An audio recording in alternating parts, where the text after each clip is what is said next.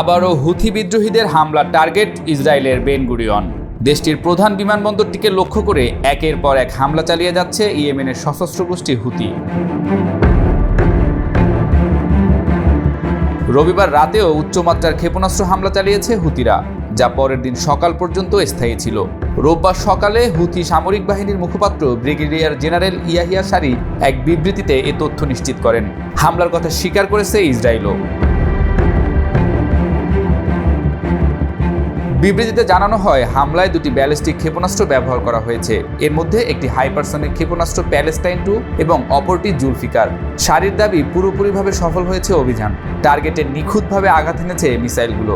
হামলার তীব্রতা এতটাই বেশি ছিল যে মুহূর্তেই 10 লাখের বেশি দখলদারকে বাড়ি ছেড়ে আশ্রয়কেন্দ্রে আশ্রয় নিতে হয়েছে। নিরাপত্তাজনিত আশঙ্কায় প্রায় 1 ঘন্টার মতো বন্ধ ছিল বিমানবন্দরের সব কার্যক্রম। এ সময় আন্তর্জাতিক এবং অভ্যন্তরীণ ফ্লাইটগুলো সরিয়ে নেওয়া হয়। এই ঈদে জামা জুতো অ্যাক্সেসরিজের ডিসকাউন্ট।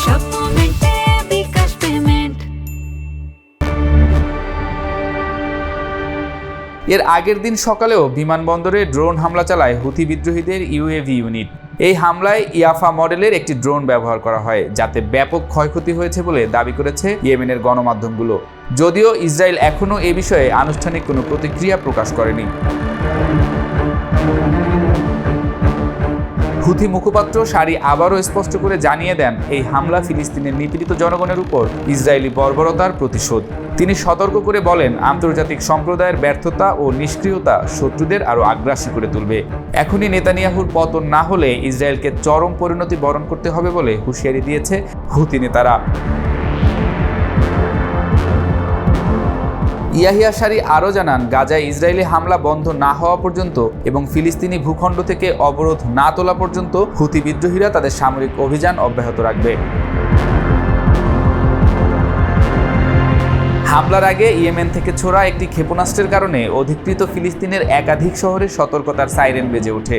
এর মধ্যে রয়েছে Tel Aviv, Lod, Netanya, Holon, Ramat, হারসান, রায়ানা ও হারজেলিয়া। সতর্কতা সাইরেন এলাকাগুলোতে ছড়িয়ে পড়ে ব্যাপক আতঙ্ক। ইসরায়েলি সেনাবাহিনীর দাবি, হুতিদের ছোড়া ক্ষেপণাস্ত্র প্রতিহত করেছে তারা। তবে ইসরায়েলের স্থানীয় একাধিক গণমাধ্যম জানিয়েছে, তেল আবিব অঞ্চলে বিস্ফোরণের শব্দ শোনা গেছে। ইসরায়েলি গণমাধ্যম চ্যানেল 12 এক প্রতিবেদনে বলেছে, হুতি বিদ্রোহীরা সম্ভবত গাজায় যুদ্ধ এবং বন্দীদের মুক্তির লক্ষ্যে ইসরায়েলের উপর চাপ প্রয়োগ করছে। প্রতিবেদনে আরও বলা হয়, বেন গুরিয়ন বিমানবন্দর আর নিরাপদ নয়। এর পরিণতি কি হতে পারে তা আন্দাজ করা বিশেষজ্ঞদের জন্য কঠিন কিছু নয়। গণমাধ্যমটি আরও জানায়, নিরাপত্তা পরিস্থিতির অবনতির কারণে এয়ার ইন্ডিয়া আবারও ইসরায়েলের সঙ্গে ফ্লাইট স্থগিত করেছে। 19 জুনের আগে ফ্লাইট চালু হওয়ার কোনো সম্ভাবনা নেই, যা ইসরায়েলের জন্য ভয়াবহ পরিস্থিতি তৈরি করবে।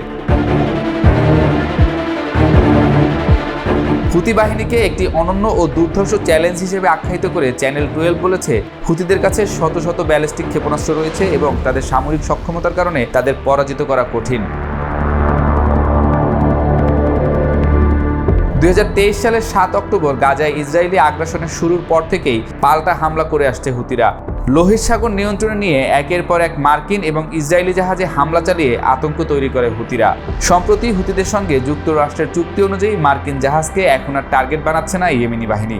তবে ইসরায়েলের জাহাজ এখন লোহিত সাগর অতিক্রম করতে পারছে না। হুতিদের হুঙ্কার, গাজার বর্বরতা বন্ধ না হলে তাদের হামলাও থামবে না।